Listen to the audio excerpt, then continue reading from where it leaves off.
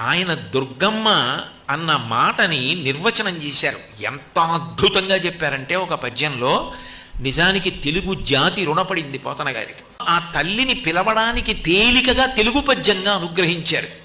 అమ్మలగన్నయమ్మ. ఏ అమ్మలని కన్నా అమ్మ అంటే పరదేవతా స్వరూపాలైనటువంటి లోకంలో ఉన్న సమస్త అమ్మలను గన్న అమ్మ. అమ్మలగన్నయమ్మ మూరమ్మల మూలపుటమ్మ.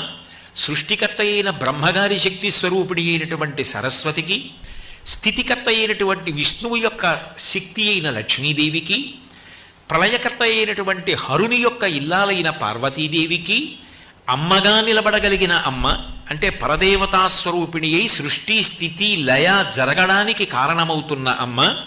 ముగురమ్మల మూలపుటమ్మ, చాలా పెద్దమ్మ. ఎందుకనంటే ఏ బీజాక్షరములు అన్వయం చేసి అమ్మవారిని మనం